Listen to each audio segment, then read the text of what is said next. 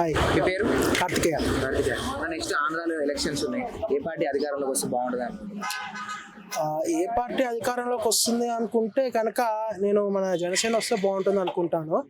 ఎందుకంటే మనకి జగన్ గారిని చూసాము. ఆయన ఇప్పుడు ఒకప్పుడు ఆయన పాలన ఎలా ఉంటుందో నాకు తెలియదు. ఆయన నమ్మి గెలిపించారు.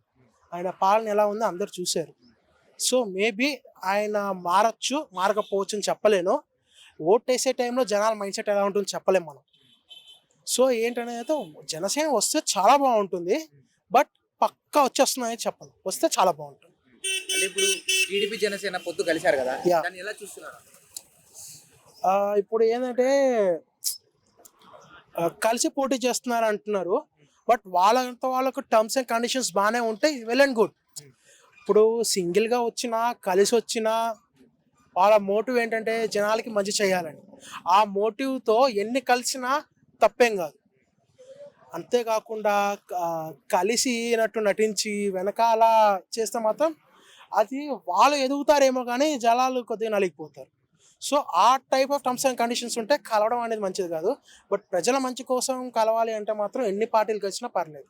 రీసెంట్గా పవన్ కళ్యాణ్ గారు, చంద్రబాబు నాయుడు గారు కేంద్రంలో మోడీ గారిని కలవడం, వీళ్ళు ముగ్గురు కలిసి ఒక కూటమిగా ఏర్పడడం ఎలా చూస్తారు? అంటే ఇప్పుడు కలిసిన మా యొక్క సేమ్ ఓటు ముగ్గురు. ఎందుకంటే ప్రైమ్ మినిస్టర్ కలిసి ఇప్పుడు జగన్మోహన్ రెడ్డి గారు కావలేకపోతున్నారు పిఎం.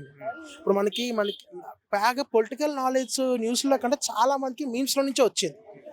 ఆ మీమ్స్లో కూడా ఎలాగ ఉంటుంది, ఇప్పుడు మనకి పవన్ కళ్యాణ్ గారిని కానీ చంద్రబాబు నాయుడు కానీ మోడీ గారి దగ్గర చెక్ అని ఇవ్వడం అని చూస్తాం.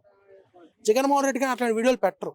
సో ఏమవుతుందంటే కాసేపు ట్రోల్ చేస్తారు, కాసేపు మళ్ళీ ఒకరిని లేపుతారు.